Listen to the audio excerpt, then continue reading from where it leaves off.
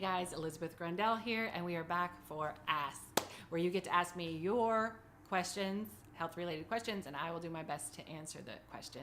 Today we're talking about stress. I got this question from so many different people that I can't even tell you who I got it from. So it's something that we all seem to deal with in one facet or another. And so what I want to talk to you about today is what you can do when stress is inevitable. There's nothing you can do about it. It's just you got to deal with it and get through it. So in those situations when life is just really stressful and it's taking its toll on you, and maybe it's not just life, maybe it's an internal thing like inflammation and some kind of disease or illness going on, that will have the same effect as mental or emotional stress on your body. Stress is stress. So some tips for being able to handle your body at that time is, first of all, some vitamin C is going to help you break down that cortisol that's being released. So whenever you have a stress or a stressor, your adrenals will fire and they'll send cortisol throughout your body, which is usually a really good thing. But if it's left going on long term, it will start to break down the body. And we don't want that, because then that's when we get gut dysfunction and a slew of other problems. So we need to keep that cortisol under control. The best solution is to not be stressed out and to reduce the stress in your life, but I get it. Sometimes that's just not possible.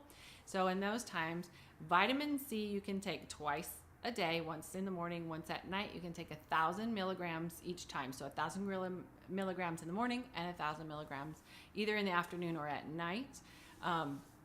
That's gonna, like I said, help keep that cortisol broken down and keep it in a normal level. So you can do that whenever you've had a high stressful day. So if it's stressful at work, stressful with the family, or maybe you've had a big flare up with your Hashimoto's or other autoimmune disease, something along those lines, that's the time that you want to take this. So that's your first tip. The other tip that I have is probably one of the most beneficial that I have found. I have a tendency to be a very analytical type person, which means that I'm always in my brain, and my brain is always running, which is great for productivity, not so great for my health. So I've had to learn how to slow down and disconnect from that part of me and reconnect with the part of me that knows how to rest, recover, and digest. And in order to do that, I like to use something called heart math. I mentioned that before in one of my other videos.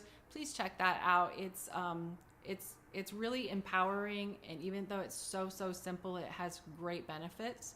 Another great thing that I like to do is some breathing techniques, and there's so many out there, and it's been around for years and years and years. So there's many different schools of thought behind it.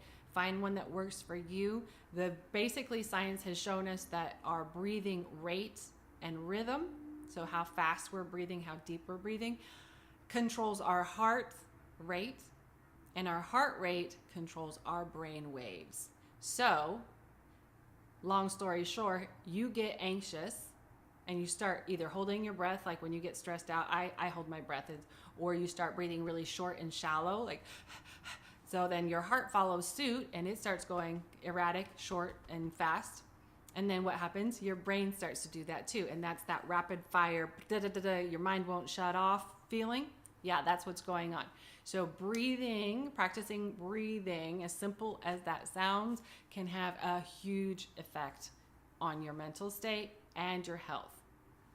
And the last tip that I have for you is grounding. So think of your body same as your phone, right? You use your phone all day long. You go out, it does all these great things for you. It's always there for you. But at the end of the day, what do? You come home and you plug it in, right? Because it needs to be recharged. You used up all the energy.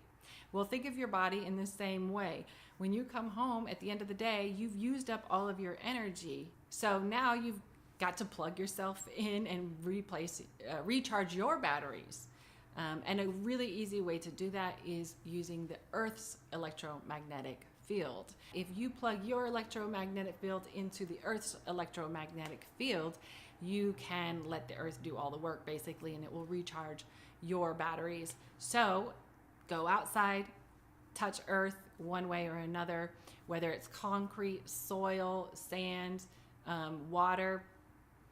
You want something that's going to be conductive, and make sure you take your shoes off or wear conductive shoes. Rubber-soled shoes are not conductive. Okay, so there's my tips for handling life when stress is inevitable. Vitamin C, 1,000 milligrams twice a day.